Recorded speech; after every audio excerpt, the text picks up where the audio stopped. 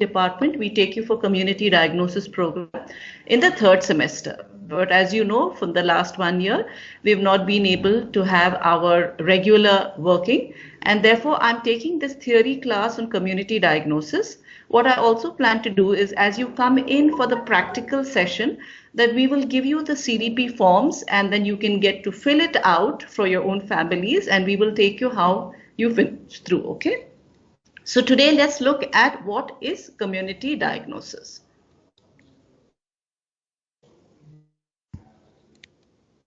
So if you look at the etymology of the word diagnosis, which is taken from Greek, okay, so it is Latin, which has been taken from Greek. So etymology of diagnosis is that it is a distinguishing, okay, and this is taken from the word which is a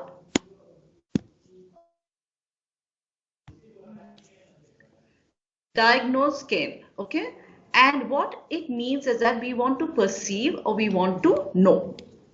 So now this is a picture, okay, and I'm sure this picture, when it was kept for some medicos, you should see the answers that were given from depending on which level they were at, okay. So when this picture was put for first MBBS students, most of the students wrote that this is a cow. Okay, when it was kept for final MBBS students, the students said that this is this may be a cow or it may be a hypopigmented buffalo. Okay, then this same picture was kept for students who were doing MD. Okay, so the MD students now they know a little more than the MBBS students. So they said this is a four-legged animal. It has two horns. It has a tail. This may be it may be a cow, but you also have to see whether this is an atrophied elephant. Okay, so now when this picture was kept to DM students, they said this could be an hypertrophied goat or it could be an atrophied elephant with serious genetic mutation, and we recommend DNA tests. But you cannot rule out that this may be a cow. Okay, so depending on where we are, okay, looking at the same picture, you will have different views. So when we go to the community and we go for a diagnosis, this is often that you will encounter. Okay, for example, what we are more familiar with is clinical diagnosis. Okay, a 4-year-old female child is brought to the OPD by her mother with complaints of cough, which worsens at night, difficulty in breathing since 3 days. On examination, child is afebrile, non-cyanotic, conscious and cooperative. The respiratory rate is 30 per minute. On auscultation, there are bilateral wheezing sounds. Okay. I hope you all remember your cutoffs for pneumonia, which is depending on the age at 60, 50 and 40. So what this tells you is that the respiratory rate is normal. Child does not have fever, so this most likely may not be an infection. Child is non-cyanotic, so there is no respiratory distress. There's no need to arrest, but the child has wheezing. Okay, so wheezing will hopefully tell you that there is a constriction there, not able to breathe, that this may be more like asthma. Okay, and among children, childhood asthma is more common. Okay, so this is clinical diagnosis. You're looking at the patient, you're looking at signs, you're looking at symptoms, you're examining, and if some need be, sometimes you even carry out some tests. Okay, so this is clinical diagnosis. Now we are looking at community diagnosis. Suppose we want to answer the question, what is the health status of Gokarneshwar? Then we are looking at a smaller area. Now we want to address what is the health status of Kathmandu. And on a larger scale, we want to know what's the health status of Nepal. Okay, so how do we go about doing that? So first we have to understand what is a community. Okay, so the community is a human population living within a limited geographic area and carrying out a common interdependent life. The people living in a particular place or region, and they are usually linked by a common interest. Okay, so community, very important. We are interested, we are going to be treating people and we look at health status of people. So we are going to, our community is a human population. And so normally when we talk about community, it means there is a defined or a limited geographic area. Okay, now Now we have an expert committee definition. Okay, so the WHO has appointed an expert committee and they came up with this definition. Okay, so community, I have broken this definition into different points. All of this is one definition. Okay, a community is a social group which is determined by geographical boundaries and or common values and interests. Okay, so there are geographic boundary. Community means stays within a particular area. They have common values, they have interests. Now the members of a community, they have to know and interact with each other. Only then we call it a community. Okay, so they will know and interact with each other. It functions within a particular social structure. Okay, so there is a social structure around it and it exhibits and creates certain norms, values and social institutions. Okay, so in a community you will have norms. Okay, for example, who can get married? Okay, what is a marriage? It will define. There are values. Okay, what do you live with? Okay, what is the culture? It will have a culture. It will have social institutions. Okay, so then we call that as a community. A community is a whole entity that functions because of the interdependence of its part or subsystems. So what are the parts of a community? You have the core of the community. So as you can see in this wheel that I put here, okay, so at the center is the core, the very essence and nature of the community, and then it has subsystems. Okay, so 8 subsystems have been identified in a community. Okay, so what is the core of the community? The historical value, okay, of a community. For example, when he took students to Sakho and went, then we learned that this is a very old ancient community. The history is more than 2000 years. It has a lot of value. It has a lot of cultural and religious beliefs, and sacred books and texts have come out of Sakho. Okay, so that is the very core of that community. Okay, so there is history, the socio-demographic characteristics, who are the people, what ethnicity is there, okay, how many people are born, how many people are there, how many people get married. So vital statistics. Okay, vital statistics are those statistics which are related to all the vital events in life. So birth, marriage, death, and also sometimes disease. Okay, so vital statistics. What are the values of that place? What is the belief? What is the main religion? Okay, so that is the core of a community. Then you have subsystems of the community, which are what is the environment, physical environment, what educational facilities are available, what is the mode of safety, how is it protected, okay, what is transportation, who is ruling, what is the local self-government, what is the district government, okay, what are the politics and government there, what are the health services and the social services which are available, okay, what are the means for communication, okay, what is the main economic activity of this community, okay, that is a subsystem. And what does this community do for recreation? Okay, so these are 8 subsystems. So you can see a community consists of a core and its 8 subsystems.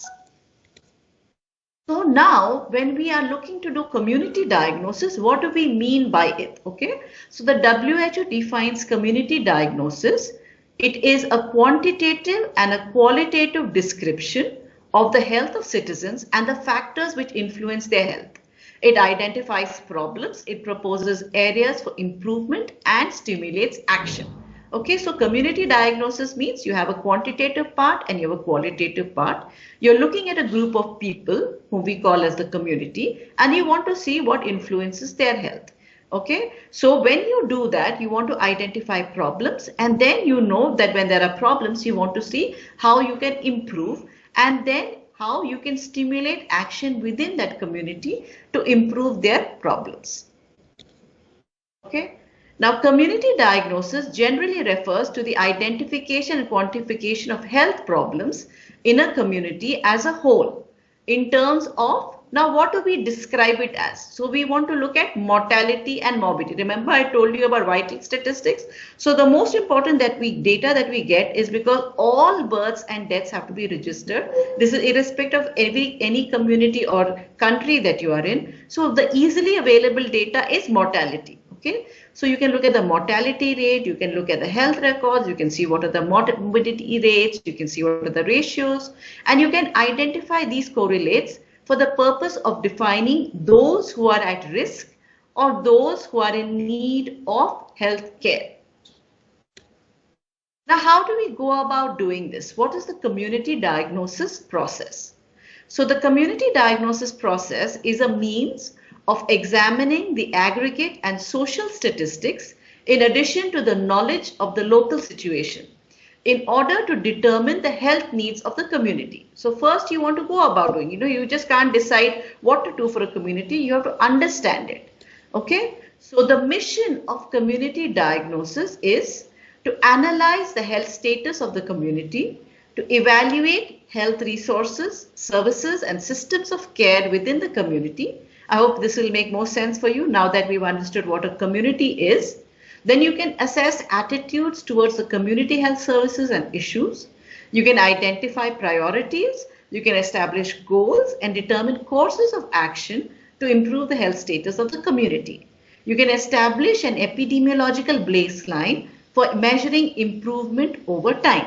Now, if you remember your epidemiology class, one of the basic uses of epidemiology was to carry out community diagnosis. So in order to carry out community diagnosis, what we need, a community physician needs, is knowledge of epidemiology so that whatever data you collect, you can help to analyze that data.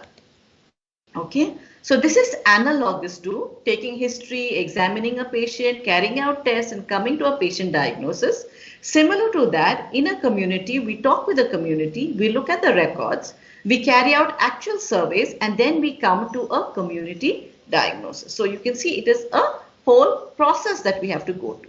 Now, because we have not gone, but we will take you for a community diagnosis in the 5th semester. Hopefully, by the time you'll come to 5th semester, this pandemic would have receded and would be behind us and we would be able to go into the community. Okay, so we will try to do this in the 5th semester and then maybe you can follow those families up for your 6th semester community medicine posting. Okay, family study. Whenever we look to do something in the community, there are two approaches. Either you can do a top-down approach. The top-down approach is where you go as a boss saying that we will teach you how to do. We are doctors, we are medical students, we have all the information. Similar to what the developed countries do in the developing countries. We will teach you, we will give you, because they come with money. Okay, they come with all the funding and everything. So they say, okay, we will teach you. This is what you do. This is the package. So everything is told to the people. Okay. Now see what the people are saying. Sure, we will take your package, though we don't know if it will work here. Okay, although there seems to be some strings attached. So whenever people give you funding, they give you money, there's also an agenda. Okay. And sometimes the community says we already know how to do a particular thing. For example, if you're telling the people how to carry out, do kitchen gardening, they already are doing it in our community and our homes. We see people do it. What they may need help with is how to do it systematically. Okay. So often what happens in a top-down approach is that you assume, the person who is going to do it assumes that the community knows nothing and that you know everything. Okay. So that is a top-down approach. Then in contrast to a top-down approach, what you have is a bottom-up approach. And this is a better thing because this is coming from the community. So you have the bottom, you have participatory process, you have a bottom-up approach, you have local democracy, and you have concerted management. So what are these? Okay. So bottom-up, participatory, local democracy, concerted management, and other such approaches, these are all variants of a local consultation approach. That means we want to focus on the people. We want to get them to know, address. This is a collective process whereby a local community can take charge of the future of its own area. So instead of being dependent on a funding and being dependent on a program that is run by someone, the minute that funding and that program closes, everything stops. Okay. So instead, if you want to have something that is sustaining, it should come from within the community. Okay. This allows the local community and the local players to express their views and to help define the development course for their area in line with their own views, expectations and plans. Now, this is the very model for our local government. Okay, as we all know that in Nepal today, we have moved from a central healthcare approach to the federal. Okay, so this federal concept is something like what is we are talking about. Okay, the federal concept says that each state, each district, each people can come up with their own plans and they can administer themselves. Okay, and therefore now we find the earlier we had to report and send everything to the DHS, now we also have to report to the municipality. Okay, so the municipality is a form of local government. Okay, so applying those same principles towards healthcare and health programs as well, because we have all these national programs which are kept, but how do we implement them in the community? Okay, how do we make people to participate in these programs? Okay, if they see this as something that the center has put upon them, they are not going to take ownership, okay, for that program. So now let us understand what is this concept of participation. Okay, so anytime you carry out any program, there are 4 levels of participation. Okay, the first level is where we just give information. So this is like a one-way. As you can see the dialogue, everything is going from us. The person who has the information is trying to give information to people who don't have it. Okay, so it's just information is being shared. Then you have another little better than information is a consultation. Okay, so in a consultation, it's a two-way, but as you can see, the arrows are still going in opposite direction. You have it's still a top-down approach. Okay, top-down, and you're also getting some feedback from the bottom. So you have a top-down and the bottom, both are there together. Then going ahead, better than a consultation will be a joint development where we have a kind of a horizontal. Okay, that's why sometimes even people, when they have meetings, depending on how they make their seating. Okay, so when we take a normal lecture, the teacher is there standing in front of the students and all the students are on one side. So it's like I have the information and I'm giving you the information, right? So the ideal way would be for me to get information from you. So if I sit in front of you and I also hear from you, okay, so that will be a joint development, but we are still going in opposite direction. I am telling you something and you're telling me something. Okay, so you can see the 2 arrows, they're in opposite direction, but they're at least having some kind of communication. But now we want to progress. So giving information is good, but it is limited. Then it's better to have consultation. Joint development is a step forward from consultation. And what is something that should be a progression from joint development should be a collective decision making, where both, okay, the technical people and the community are going in the same direction so that we are focused. So when you see, as the arrows show, when the arrows both are going in the same direction, then we will be able to achieve more. Okay, so these are the levels of participation.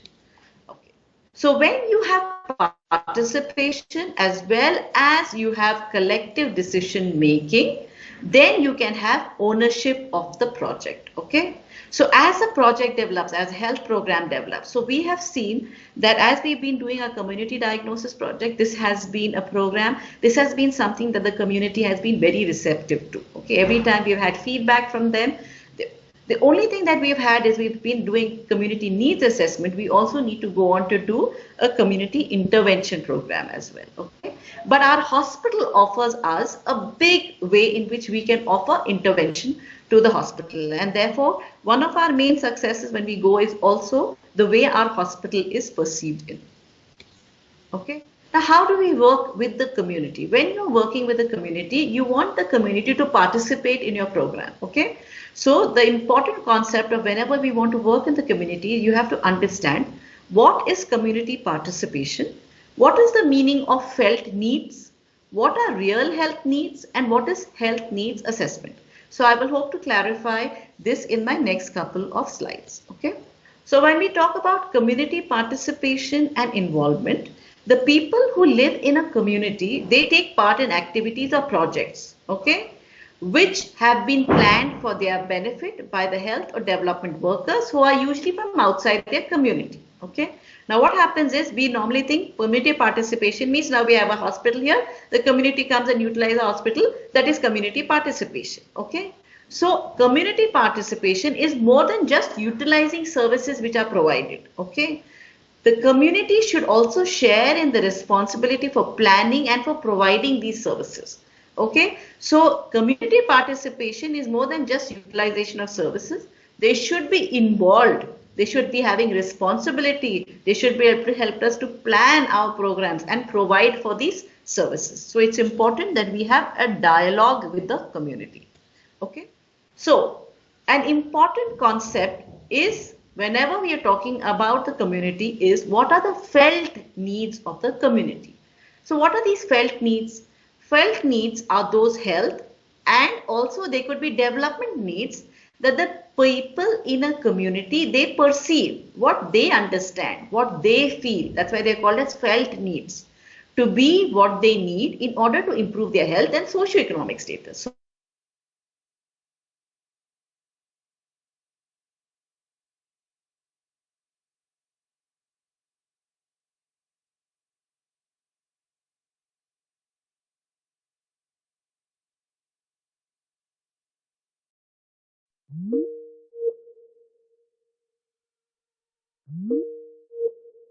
other real needs. Okay, I hope you have understood a little bit about what is community participation, what are felt needs, what are observed needs, and what are real needs. So in real needs, we try to get to the root of the problem.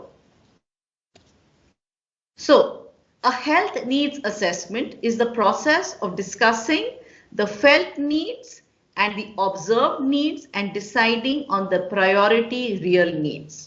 Okay, so this is what you feel, this is what we feel, and this is what we actually need. Okay, so that is the health needs assessment. So you can see that community diagnosis helps all of this. Okay, now this is a Joe-Harry window. Okay, this is Joe and Harry.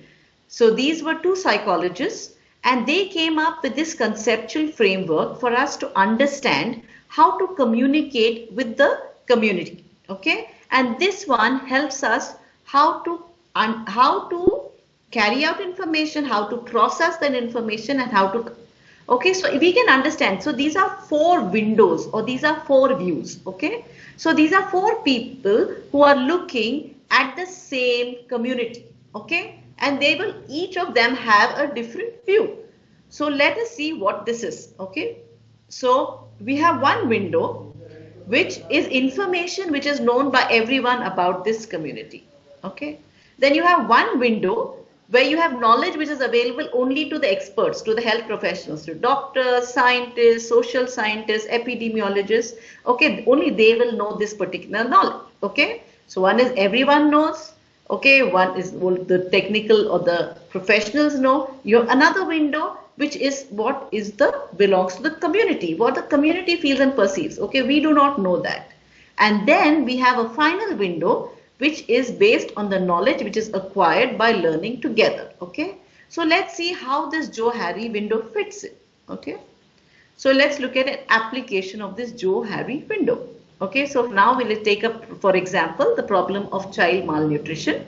How can child malnutrition be viewed differently depending on the window or perspective through which we look? Okay, so the first window is a commonly known information. What does everyone know about malnutrition? People are poor, food is expensive, not enough of food is produced, and we know that there are certain food habits of the community. All right, this is available. This is, everybody knows this. You don't need to carry out a survey to know this information. All right.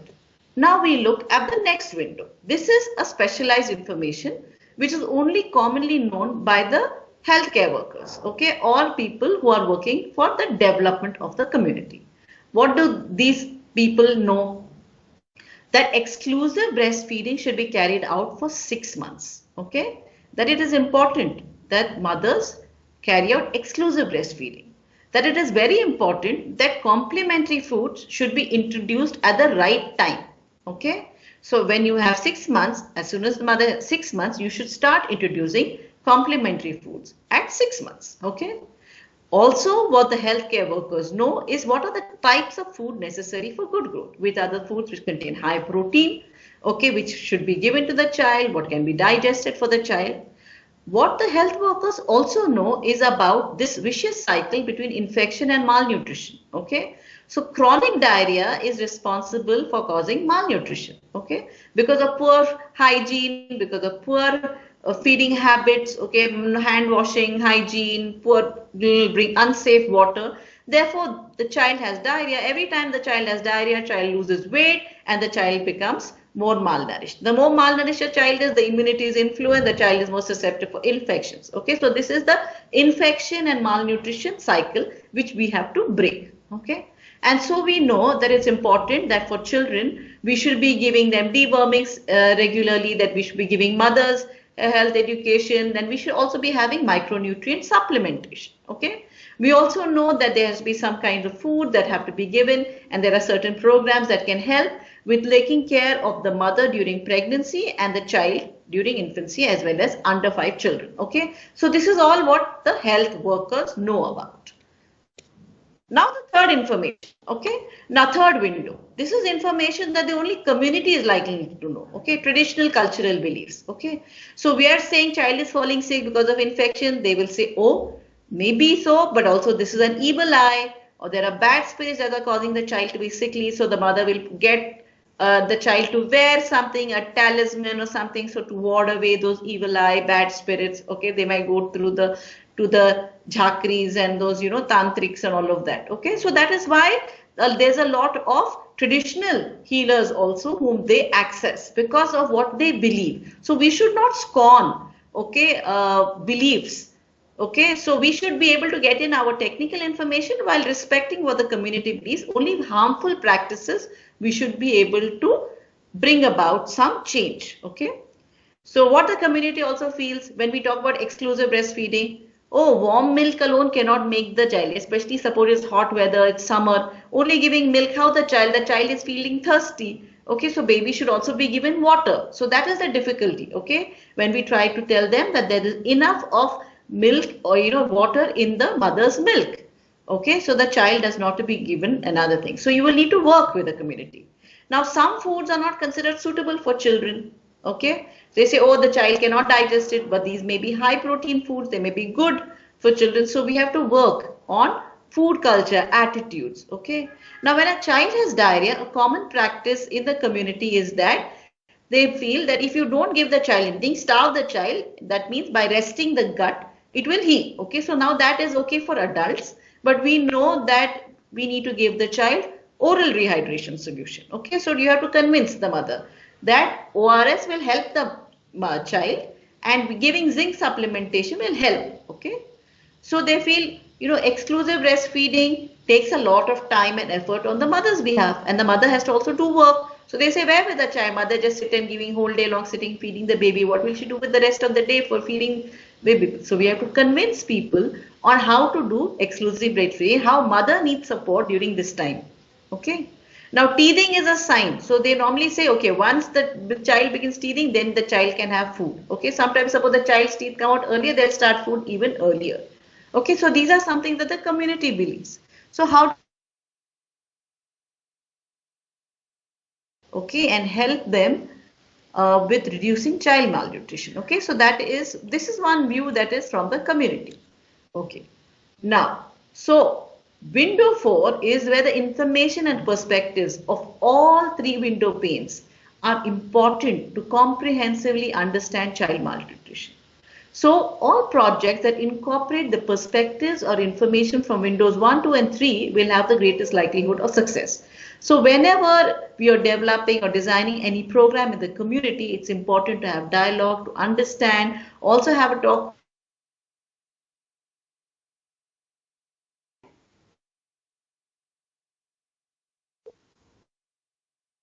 Am I back? I think I have left. Okay, I seem to be back. All right, you can hear me, right? So whenever we want to know if the community is having success, then when you incorporate all these views, then that program is more likely to have. Okay, so I want you to remember about this Johari window. Okay, this is a good way of looking. Okay, even sometimes when patients come to us and they tell us something, often what doctor says, who is the doctor? Am I the doctor or are you the doctor? Okay, so rather than trusting our importance and what we have done, while we have knowledge, we have to recognize the importance of the patient's view as well. Okay, that is lacking in our part of the world. Okay, now once you have done and understood what it is, now there is a process in which we can help, because you see, there will be many needs. That's a typical human nature. You have many needs, many wants, but our resources are few. They are scarce. Now, if we had a lot of resources, then we could have addressed all the needs. Because we have scarce resources and we have many needs, therefore, we have to prioritize. So we have to say, okay, these are all the problems. What is most important? What do we start with? Okay. So prioritization is very important. And personally also for students also, I would advise that's very important for you, even at this stage, for you to understand, even in your life, prioritization is a very important step for us to understand what are our needs, our goals. It's a very important step even in personality development, okay, in rounding up of our personality. Okay, prioritization is a key step in community health improvement process. A transition from focusing on the findings of the community health assessment to developing a community health improvement plan. Prioritization will help communities focus on key issues in order to maximize impact and use their resources as efficiently as possible. Can you see the words there? You want to have maximum impact while with efficient utilization of resources. Now, especially for examining going students, you must realize, okay, prioritization is very important. Your task, your prioritizations. So all your subjects, I know your key things, how many hours you will put in, okay, how much you need to do, how much effort you need to put in. For those of you who cannot remember what you read, okay, so how are you going to put up chits, okay, where you can see it, write bullet points and keep it. Keep reading, rereading, okay, that's a good way to reinforce and develop your cognitive skills and memory, okay. So retention is very important because we have a very large syllabus and every subject thinks that you only have to read their subject, okay. So you have to prioritize, you have to learn how to utilize your time, your resources in order to prepare, okay. So prioritization is very important, okay. It is recommended that a community choose no more than 3 to 5 priorities to focus on within one community health improvement process cycle. Okay, more than 5 you cannot achieve. It's too ambitious. Okay, so you always have to cut it down, trim it down. Communities who have chosen more than that find it difficult to make progress and to measure impact. Okay, so you should always have short-term goals and long-term goals. Okay, so your short-term goal right now for all of you students is to pass the exams, right? So you have to prioritize your time, your resources, and how you're going to study. Okay, so this is the prioritization matrix. Okay, and I think you should write this down and copy it down because this is a very good life lesson. Okay, now look, there are 4 things. What is it? You have knowledge, okay, and if about certain areas, and you don't have knowledge about certain areas. You have control over certain things, and you don't have control over certain things. You have to know what things you are knowledgeable about and what you don't have knowledge about. You have to know what things you can control and what things you don't control. So in the areas where you have knowledge as well as control, you should do that. So in prioritization, first important is, do you know about the problem? Can you do something about the problem, right? Then those are the areas you should focus on. You should do it, okay? If you have knowledge about a certain thing, but you don't have any control over it, then you can influence that area, okay? You can have some influence because you have knowledge, but you don't have control. You can only influence. You may not be able to do it, okay? If you have control over certain area, but you have no knowledge, then you need to get help. You need to ask somebody who can help you and get you some knowledge, okay? So you should know what are the things that you can do for yourself. You should know what are the things that you need help. Okay, and very important for students especially, if you have no knowledge and if you have no control, you stay away from those areas. Okay, so this is a good example that we can utilize for ourselves as individuals as well, for our own lives as well. Okay, so this prioritization matrix can be used for individuals, for you to know what you can do, what you don't know, and what you can exert influence over, and what are the areas you should stay away from. Similarly, you can take this matrix and apply it to the community. Okay, so if we can do something about it, we have knowledge, those are the areas that we should focus on. So those are our priority areas. If we have knowledge but we don't have control, we can have some influence over those areas. Okay, if we have control but we don't have knowledge, we need to get help, understand more. But in areas where we don't have both, we have no control, no knowledge, it's better to stay away from those areas. Okay, I thought this is a very important tool. This is also a life lesson. Okay, this is a prioritization matrix. Okay, now how do we conduct community diagnosis?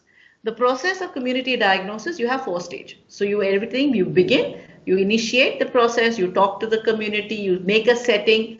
Okay, then you go about how you want to collect your data and how you want to carry out your analysis. Okay, so you have to have an instrument. Okay, you have to have ability to carry out analysis. You should have somebody to guide you to do with that. And then you come up with your community diagnosis, and then you prepare a report which you will disseminate. Now, whenever we carry out something, it's important because this is not just an exercise in teaching or research, it's also for dissemination. So we always call the community leaders, we call our hospital authorities, we call the college authority, and we disseminate the community diagnosis report among them. Okay, so this is good feedback. And now, because now we have the municipality, we'll also be calling people from the municipality. Okay, and the people who are helped us carry it out, and the community members. Okay, now where do we get this data? So this, we said we are looking to look at data. So you can have primary data and you have secondary data. Now, what is the meaning of primary data? All data which are self-collected, okay, which are collected through household survey for social, biological, physical variables. Okay, you can do this through an interview. You can have a face-to-face interview. For if your audience is more educated, if you're going to look at among doctors as a community, then you can just, nowadays because of the lockdown, everyone is doing Google Forms. Okay, they're serving online surveys. Okay, or you can have by mail, by post. Okay, observations you can look. So depending on who is the target population, you can choose the type of method for data collection. Now, secondary data is information which was originally collected by others, which can be utilized by investigator for community diagnosis. So when you go to hospitals and you take hospital records, these are all secondary data. And when you go outside and do a survey yourself, that is primary data. So the main source of health and vital statistics, this is the revision for you for your health and vital statistics as well, is you can collect it from the census. Census is done every 10 years. Then your vital registration of events, which is all events which are registered are birth, marriages and deaths, right? There is marriages have to be registered, births have to be registered, deaths have to be registered. Notification of disease, that depends on which state and district you're in, and certain list of diseases which have to be notified to the health authorities. And this goes even when you are physicians, so you should know of which disease you should be able to notify. Then you can collect information from the Ministry of Health, from District Health Office, from Epidemiology Division, surveys, journals, hospital records. Okay, these are the main sources of health and vital statistics. So you have to set up a committee which starts working, or working group, to manage, coordinate the project. The committee should involve relevant parties. You should identify budget, resources to determine scope of diagnosis. So what all do you want to look at? Health status, lifestyle, living conditions, socioeconomic conditions, and a working schedule. So you have to come up with a plan, okay? Working to conduct the community diagnosis, how you will produce and disseminate. And this is what we do for, this is what the community medicine department does for your, even to facilitate your community diagnosis, okay? What you, the students, normally do is you help do the data collection and analysis. So we have quantitative, quality data, then you have population census, we look at population size, age and sex structure, which is what you've learned in demography. Okay, what are the public health, social services, you draw a map. Okay, a social map. You can see in our department, we have displayed all the maps which have been drawn by the students when they have gone out for different community diagnosis program to identify which area we have gone to, what are the main resources there, what are the healthcare provision there, what are the schools available there. Okay, so data can be, we have seen how this data can be collected. So for academic, for this doing this community diagnosis, usually you need an experienced organization, and academic institutes are well placed for conducting the study, and therefore we are doing this for you to understand the dynamics of the community. Okay, so sampling method, we design it carefully. Your sample size should be large enough to provide sufficient data to draw reliable conclusions. Study results are derived should truly review the local community situation. Okay. The collected data can be analyzed and interpreted. So we help you with how to analyze the data and interpret the data. And you will then, because you are taught about biostatistics, you can present it as rates, ratios, and you can have trends, projections. Okay, local district data can be compared with other districts or whole population. You can have graphical representation, which is preferred so that you understand it easily. Okay, so diagnosis of the community is reached from conclusions drawn from the data analysis. And therefore, what you have health status of the community and determinants of health in the community. Now, I've just given a little brief example for you, diagnosis based using health indicators. Okay. So I've shown you, this is an example of how it is done for Nepal. Okay. So if you want to look at malnutrition, you look at how many children are stunted, how many are underweight and wasting. Okay. And then you can categorize them. Okay. So this is an indicator. So again, health indicators has been taken for you, but that was taken for you when you were in your first semester. So this is a little brief revision for you about health indicators. This is how we classify health indicators: mortality, morbidity, disability rates, nutritional status indicators, healthcare delivery indicators, utilization rates, indicators of social and mental health.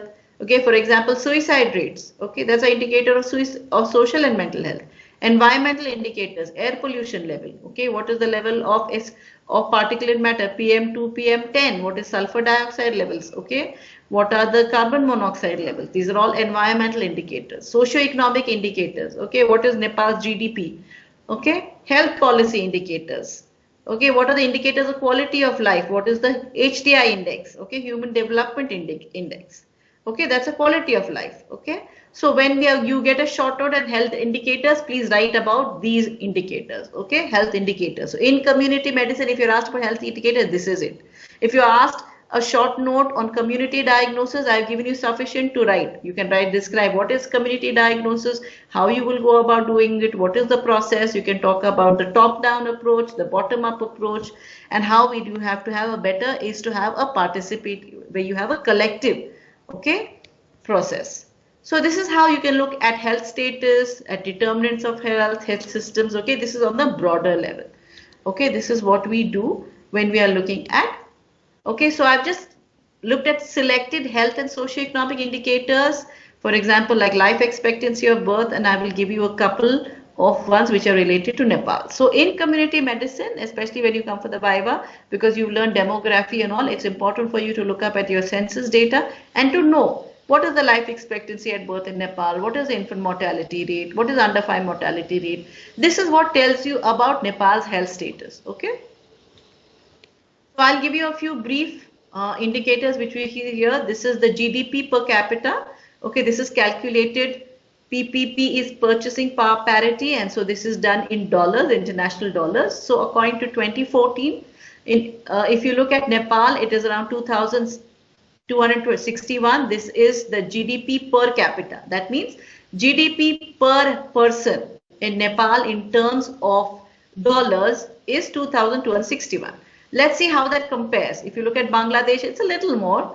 India is a little more at around 5,400 around, and Vietnam is around 5,300. Okay, just to show you where we are placed. If you look at life expectancy at birth, and this is looking at life expectancy among females. Okay, so look at in Nepal, Nepal's life expectancy is better than that of India. Okay, it's at 70 among females. Okay, 20. Bangladesh is around 71, Vietnam is even higher at 80.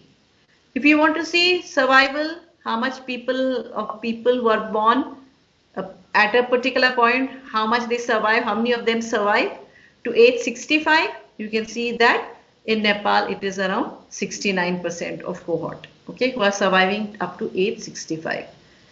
How much are we spending on health? Nepal has a better expenditure on health as compared to India and Bangladesh, okay, at around 2.6% of the GDP.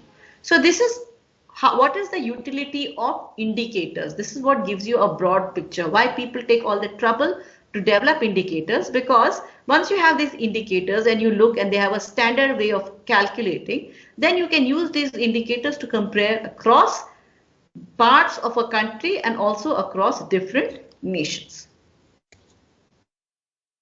Mortality rate. Okay, look at the under 5 mortality rate. Nepal is doing very well.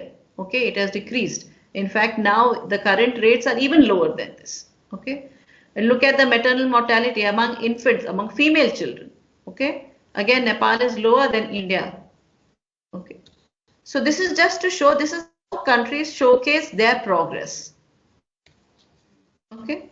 So we have seen how it is important for us to know about health indicators whenever we carry out community diagnosis. Now, Dissemination. The production of the community diagnosis report is not an end in itself.